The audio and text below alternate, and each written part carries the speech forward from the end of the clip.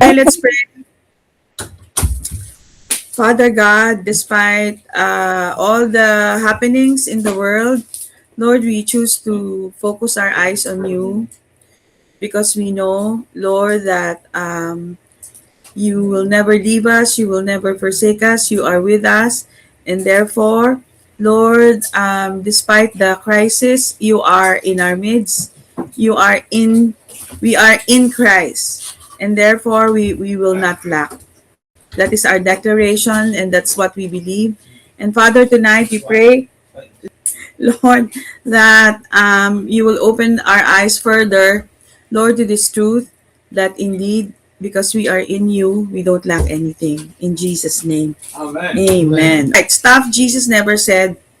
One of the things na actually this is lifted from the story when the disciples were very angry with the Samaritans. Parang yung ganito, yung world conflict ngayon, di ba? Nag-aaway yung Iran at saka Israel, no? Sabing ganun ng mga disciples, let's call down fire from heaven. And apparently, stuff Jesus never said sounds like a plan, but actually no, because Jesus came to save. So, basahin natin because I know you didn't read this. It's just one page. Sabi ganyan, Jesus came to save. Late one day, Jesus and the disciples came to a Samaritan village that refused them hospitality. Lord, shall we call down fire from heaven as Elijah did? Said James and John. Jesus rebuked them. That's not why I am here. I came to save and not to destroy. Since the time of Elijah, hot-tempered men have tried to call down fire on their enemies, but not the Lord Jesus. He did not come to punish his enemies, but to rescue them. Love your enemies, he said. Do good to those who hate you. Actually, more often, actually, when you read the Gospels, ang example ni Lord ay Samaritan. Diba? The Good Samaritan. Diba?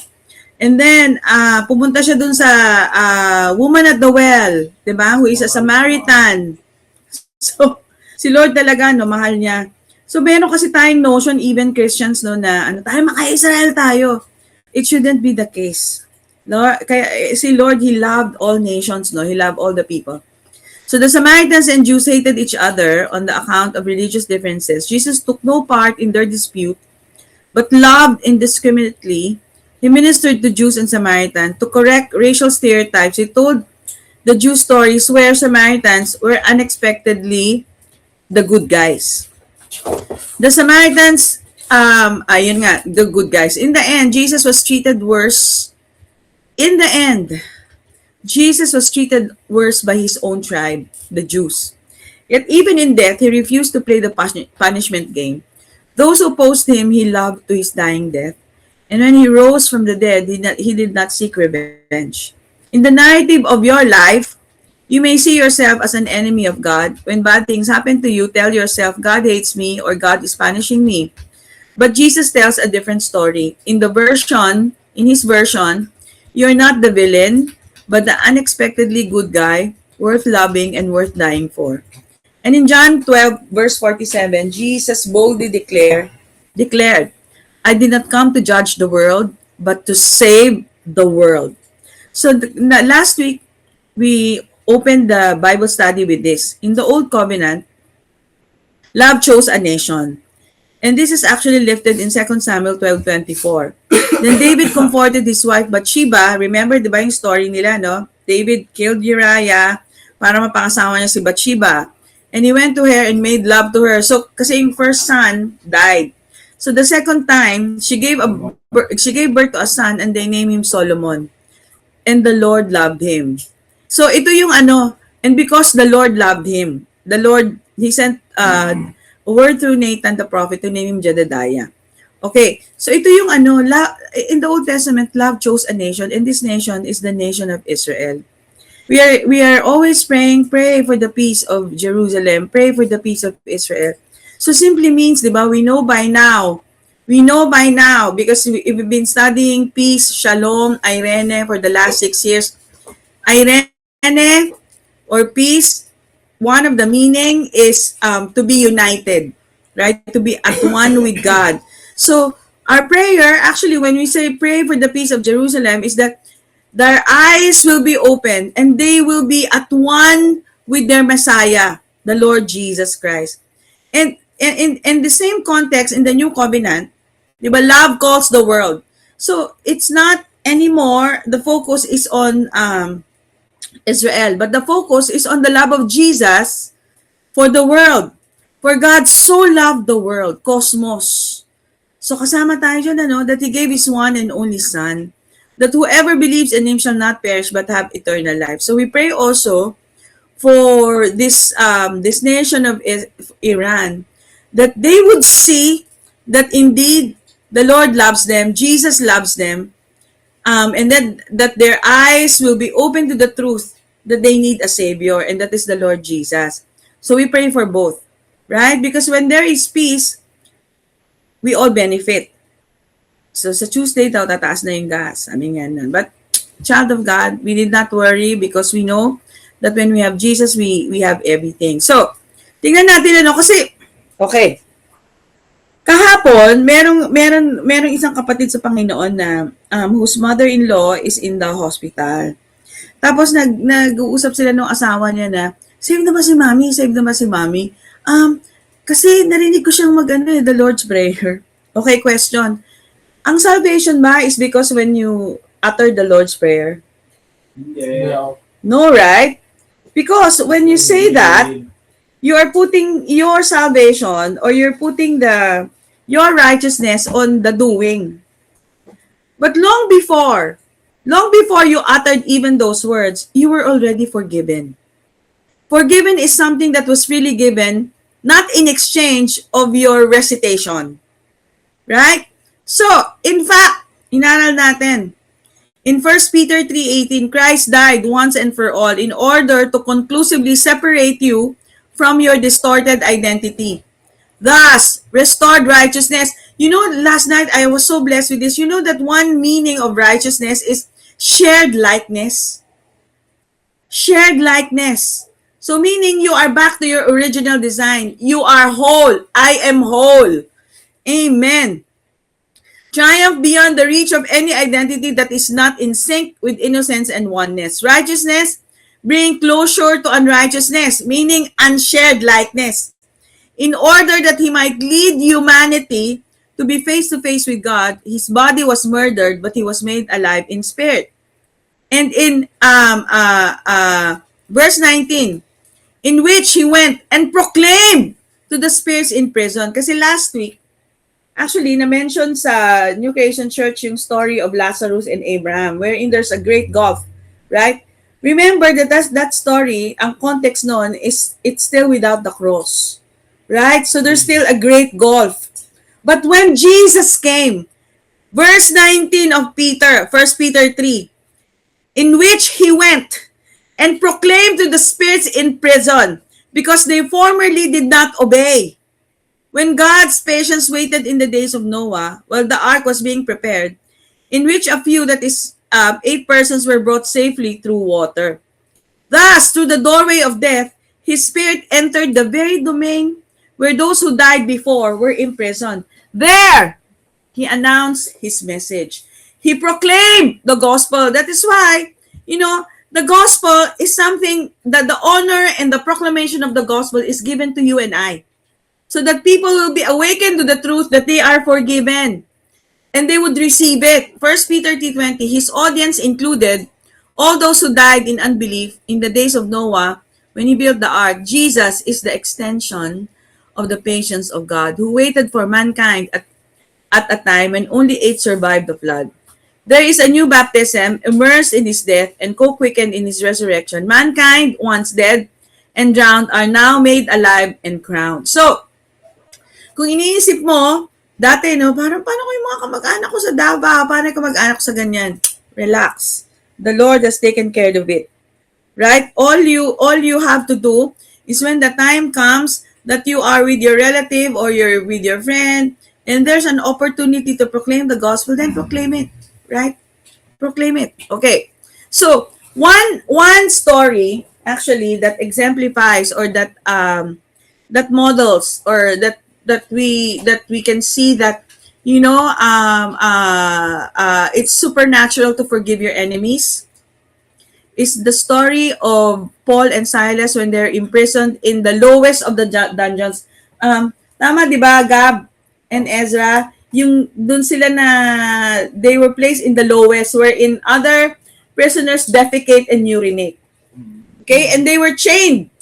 Both hands and feet, they were chained. So, aside from Paul and Silas, there's someone who received freedom on the night of the earthquake in Philippi 2. So, tingnan natin, Acts 16:25.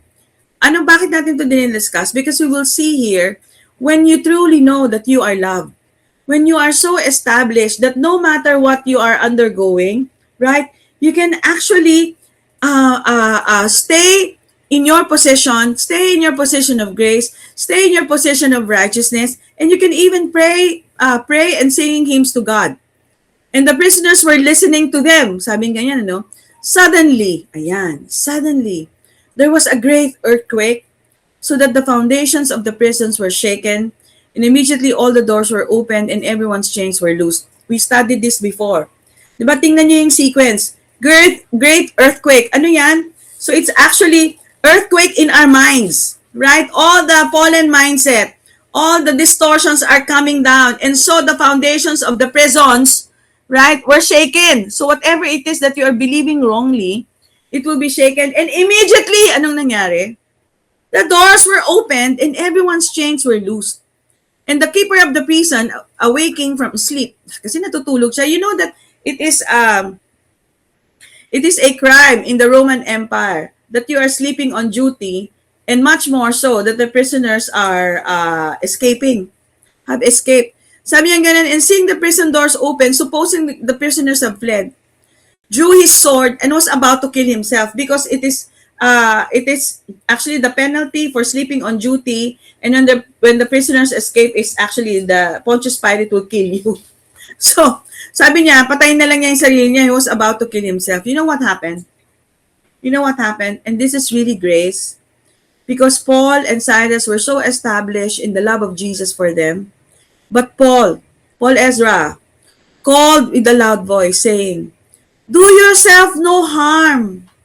Don't commit suicide." Diba? For we are all here. And then what happened? Yes, then he called for a light, ran in, and fell down trembling before Paul and Silas. And he brought them out and said, "Sirs, what must I do to be saved?" Then they said, "Believe on the Lord Jesus Christ, and you will be saved, you and your household." We know that the word "saved," right? It's not only going to heaven one day when you die. Saved is you are healed, you are whole, you are never lacking. Correct? Then they spoke the word of the Lord to him and to all who were in his house. And then what happened? And he took them the same hour of the night and washed their stripes. The unthinkable happened. He even washed their stripes, and immediately he and all his family were baptized. And when he had brought them into his house, he set, at pinakain pa niya, he set food before them, and he rejoiced, having believed in God with all his household. Praise the Lord. You'll see, this is actually, you cannot do it on your own. Said, people that be kind, be ganyan. To be kind to other people, you cannot do it on your own. Unless you are so established in the love of God. Correct? Sabi nga nun, diba, husbands, love your wives as the Lord loved this church. The husband cannot love the wife unless he knows that he is loved by Abba unconditionally, is loved by the bridegroom unconditionally. Who is the church? It's also the husband, correct? And also the bride. So, balikan natin to because I want to repeat it again. Yung Luke 7:37 to 39. I think it's worth repeating. No, because the woman here who is pictured, diba, she has a notorious reputation. But again, diba, she's so established in the love of Jesus, right? That she didn't mind all those gossip that is going around.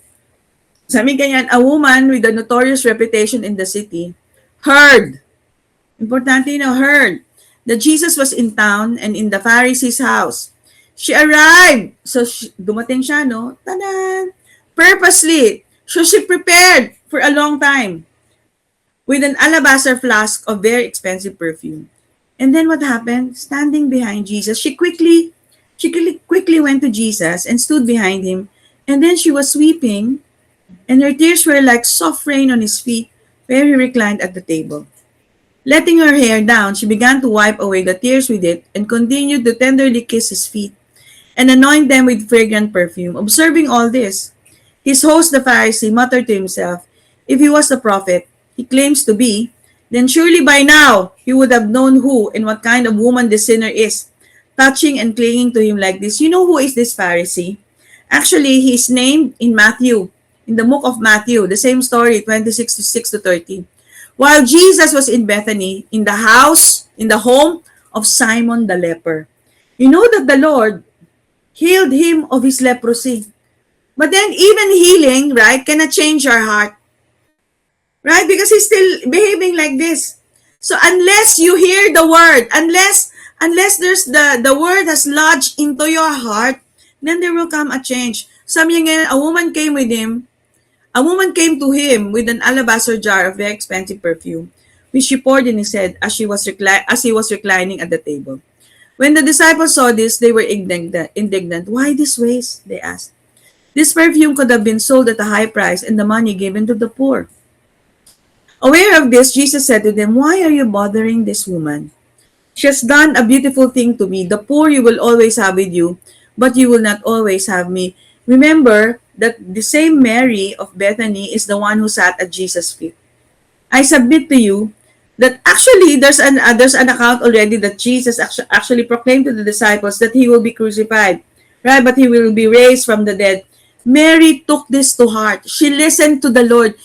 She knew the Lord must have told her personally that, hey, I'm going to the cross when I go to Jerusalem, but then I will rise again. That's why she was crying, because she was preparing him for his burial. When she poured this perfume on my body, she did it to prepare me for my burial. So yung alabaster jar, diba, in Matthew 26:30, the Lord now is honoring her because we are now talking about her. Sabi niya, truly, sabi nga ni Lord, I tell you, wherever this gospel is preached throughout the world, what she has done will also be told in memory of her. So the reason why she was crying, the reason why she brought the alabaster jar, is to prepare the Lord for the greatest sacrifice of all.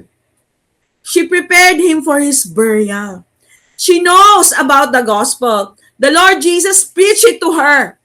That's why she prepared. Nag-ipon siya because that is the Lord's preparation for the burial. Diba? She was sitting at the Lord's feet. She sat at the Lord's feet and she heard his word. So yun, ano? So it was the Mary who anointed the Lord with ointment and wiped his feet with her hair, whose brother Lazarus was sick. So, ulitin natin, why does the gospel tell us? Because it's very important, I think, that she broke the alabaster jar instead of opening it. So all the four gospels actually had versions of this story. The jar was not opened carefully, it was broken. And in Mark, it was stated plainly.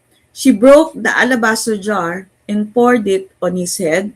The text could have said she opened it, but it could have said she poured some out. Instead, it told us that the jar was broken. So this is very important, no? Alabaster jars were not disposable containers. They were designed to preserve what was precious. The perfume inside, a pure nard, was costly, 1 year's wage, often saved for significant moment, just like burial. So once the jar was opened, it could not be used again. It's not reusable. There was no way to take some and keep the rest for later. The act itself made the offering irreversible. So this is where we take the meaning, no? The disciples objected, not because the perfume was worthless, but because it was valuable. They asked, why this waste? And Jesus did not deny the cause. He acknowledged it. He framed the moment entirely. What they saw as excess, he named as preparation. She has anointed my body beforehand for burial. Only then did it become clear that the broken jar was not the main point. Right? The fragrance filled the room because the container could no longer hold it. What had been sealed was now released. In that quiet act, embodied act, the woman did something the disciples were still grappling to understand. She treated Jesus as someone who would truly die. Jesus himself would soon be broken. Broken. Not accidentally, not wastefully, but deliberately, fully, without reserve. Like the jar would not be partially given, there would be no holding back or no preservation of self. His body, like the alabaster jar, would be broken. His blood, like the expensive perfume, would be poured out. What the woman did with her hand, Jesus would soon do with his body and with his life. The cross then was not a tragic loss of something valuable. It was very necessary breaking through which life was released. Just as the fragrance could not fill the room without the jar being shattered, salvation did not come without Christ being given over completely. So the woman, she mustn't have understood everything, but her action aligned with the truth before her words ever could. While the others argued, calculated, and resisted the idea of suffering Messiah, she responded with costly, irreversible devotion, and Jesus received it, not as a waste, not as excess, but as a recognition.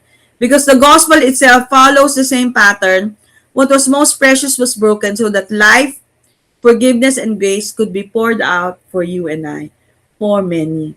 So, another story. The story of the two disciples walking with the Lord in the Emmaus, no? In Luke 24:28.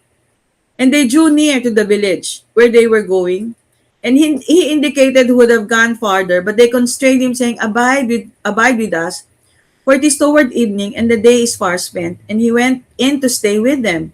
Now it came to pass, as he sat at the table with them, that he took the bread, blessed, and broke it.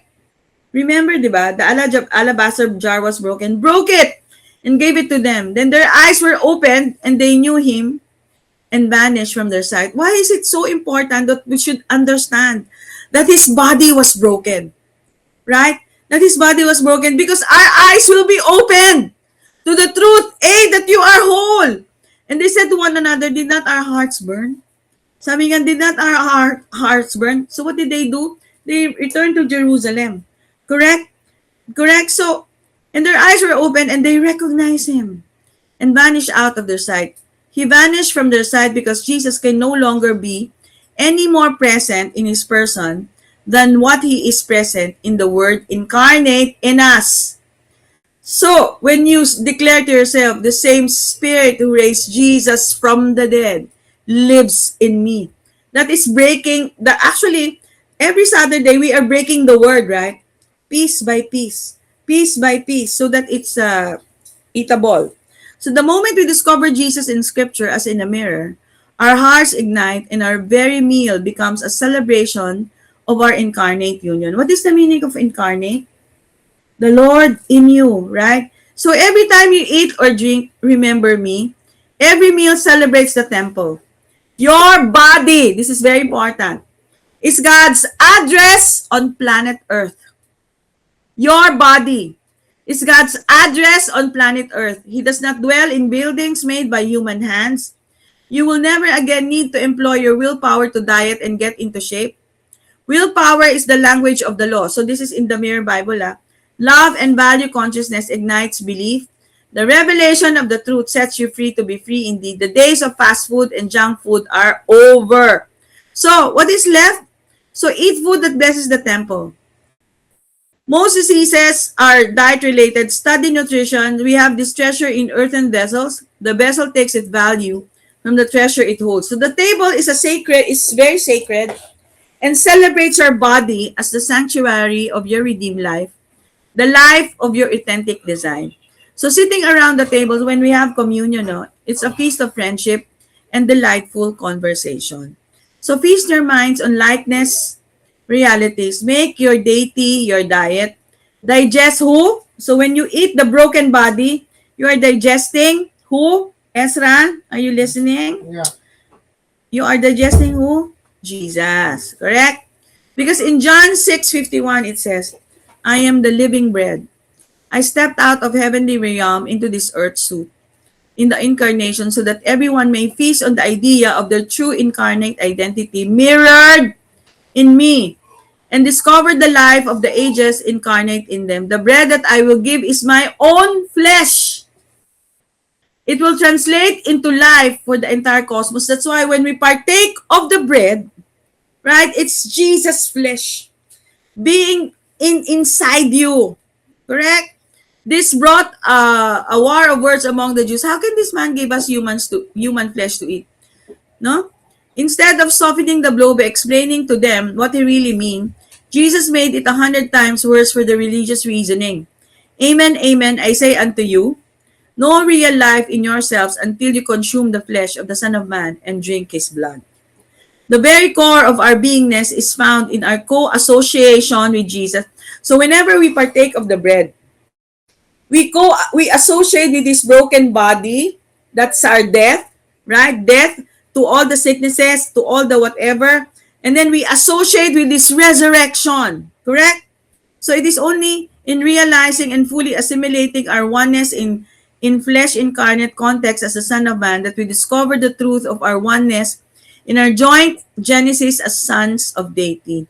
He's about to take mankind with him into their death, grave, and hell, and then victoriously co-quicken them and co-raise them into the newness of life. So, your every meal is a celebration of your oneness with the Lord. To eat my flesh and drink my blood is to digest me like your body is designed to digest food and it becomes flesh. It echoes the life of the ages and communicates the fact that you are co-reason with me in the final conclusion of the work of his redemption. My flesh is food in its truest form, and my blood is drink in its truest form. The eating of my flesh and the drinking of my blood is the celebration of our seamless union. So whenever we partake of communion, it is a celebration of our seamless union. You and me, and I in you. Because you won't find you, ang ganda nito, you won't find you until you find me. As the living Father sent me also sustains me, so I will sustain the one eating me. I live through my Father, just like my daily food sustains me, so his life permanently resides in me. Now, you may also continually and habitually feast on me and live through me. So, in Romans 8, verse 11, our union with Christ further reveals that because the same Spirit who awakened the body of Jesus from the dead inhabits us. We are equally included in his resurrection. In this act of authority whereby God raised Jesus from the dead, he co-restores your body to life by his indwelling spirit. Hallelujah! Do you believe this? That the entrance of his word gives life. You know, at the end of Ephesians, you know how you become a light? When the light illuminates in you or to you, you become a light. Di ba? Ganun yun. So, The Meal of Mystery by Pastor Malcolm Smith. His life lived in his incarnate body was not only for us but as us. Every human being participated and partook of his life, his blood, shedding, his death and resurrection. His life poured out for us is infinitely enough.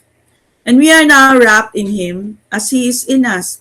Christ our life. Christ lives in me. Christ in me. All speak of the kind of life we live, drawing our life from this person. And as Paul tells us in Galatians 2:20, the life I now live in my flesh, in my body, I live by the faith of the Son of God, who loved me and gave himself for me, not only in his death, but in every stage of his life. He battled through where no other human had lived, and that life he gave to us. By myself, I cannot live his human divine life, but I'm not meant to. Our salvation from sin is that we walk in union with him, and in him, to walk in relationship with Father. All is the gift of himself to all mankind. So we remember, eat and drink his body, blood, co-participating in him, sharing in his resurrected, ascended mind, imagination, feelings, emotions, and body. This leads us to realize with Paul For me to live is Christ. It takes us to the heart of the gospel and exposes as false the insipid religious substitute that presents the gospel as trying to be like Jesus. When all along, right, you are, because the same spirit who raised Jesus from the dead is in you, right? You are one with the Lord. You are in union with Him. The Christian life is Him in us. The Christian life is Him in us. In Isaiah 9 verse 6, in the voice, this will bless you.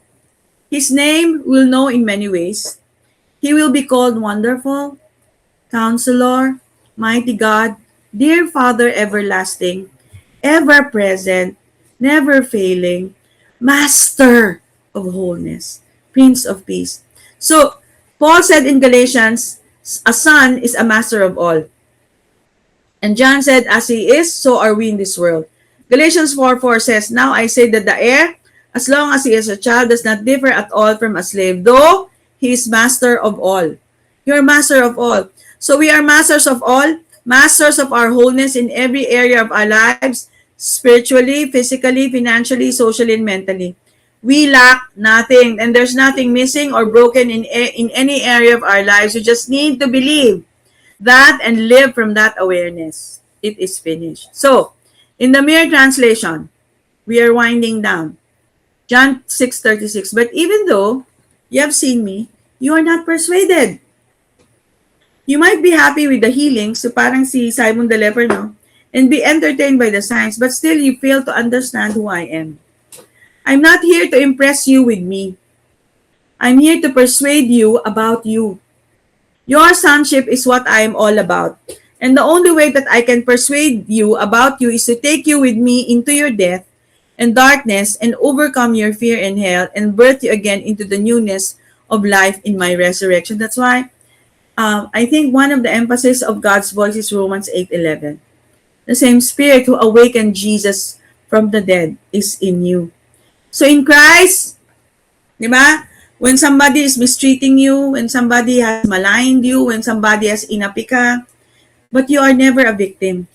God is compassionate enough never to join you in your pity party. For all the rejection in the world can't hold a candle to the acceptance you have in Christ. Even though it's your relative or your friend who have rejected you, it cannot hold a candle to the acceptance you have in Christ. Hallelujah. So get hold of your union to Christ. Believe in the new nature with you, the spiritual life which you have from Christ, that life which has died and been raised again. A man's acts are always in accordance with his beliefs, with his idea of his state. A king acts like a king, otherwise we say, that man has forgotten who he is. That man has forgotten his kingship. But if a man is conscious of being a king, he behaves like a king. So if you are conscious that you are whole, you behave like you are whole. And so I cannot live the life of a true believer unless I'm filled with the consciousness of this every day. As long as I do not know it, I cannot act according to it, though it be me. So know yourselves as dead indeed to sin. This is from the Master's Indwelling by Pastor Andrew Murray. So, si James, no, he told us, be doers of the word. Religion always uses this verse, no? Use this particular scripture to keep us bound in our outward performance, telling us that if we do what the word says, we will not be self-deceived. And yet living the life bound to managing your behavior is in itself deceiving. But if we read on, verse 23, James tells us that the doer is one who looks into the mirror and he sees his true self. The word doer is poetes in Greek. It's where your English word poem came from. The Father is the poet, and you are his poem. He has written for each of his children. He wants us to look into the face of Christ until we see ourselves so clearly that what we see inspires spontaneous expression. And that's what happens. Our lives become a living expression of the poem that he wrote before time began. You are his poem. Ganda, no? The poetry of his unforced rhythm of grace revealed in me as my life becomes a living expression of the poet. You are His poetry. So, because we make Christianity all about doing, or yung obedience, but the word we translate as obey in the Hebrew is the word Shema. It is the beautiful word for hearing. So hearing, so how do you respond to criticisms, yung mga pang-aapi? First and foremost, sit at the Lord's feet. Hearing and responding from a heart with love. It is saying of yes before you even know what is being asked of you. Parang ganyan, like when a husband says, honey, will you do me a favor? The response is not, what's the favor, and then I'll decide. The decision is immediate from a heart of love, saying yes, that's Shema. It's a place of rest. Father says, you are whole now. And your heart, without fully understanding what it means, responds yes. He says you are fully redeemed now, and again your heart responds yes. Those simple yeses of Shema releases the Holy Spirit to breathe His revelation of wholeness, fully redeemed, and then understanding comes. And we begin to understand His great passion for you and me, and we begin to realize that it finished all for you. And as a result, our heart is at rest with Him, finding sweet confidence in our co-union. So finally, my desire for this family is to journey deeper with Him into this place called grace, allowing Him to stretch the borders of our understanding of it is finished, of our wholeness, of our completeness in Him, allowing it to cover every aspect of our lives. So just like the bride in the Song of Solomon, no, you will say, I found the one that my soul loves. So, because we have an amazing Father, a good daddy who covered everything from start to finish, who provided nothing but rest for us, and all we have to do is to be aware of it.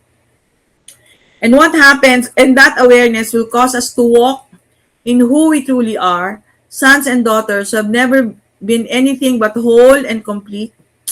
Won't you allow Him today to stretch your understanding of all that Jesus finished? Tetelestai was never meant to be a shout of defeat. It is a shout of victory. So let's allow Him to help us embrace the boundless and eternalness of those beautiful words. It is finished. And that, my dear family, is Jesus came to save. Praise the Lord.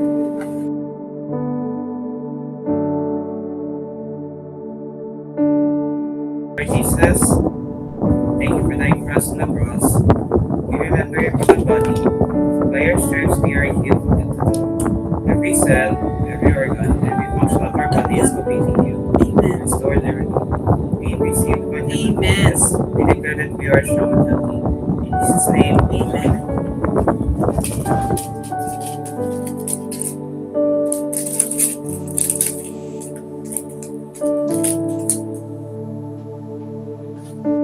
Lord Jesus, thank you for your blood that was shed on the cross, shed for the forgiveness of our sins. By your blood, our sins are completely forgiven and made us righteous forever. Today, we are greatly blessed, highly favored, and deeply loved by the Father. In Jesus' name, Amen. Amen.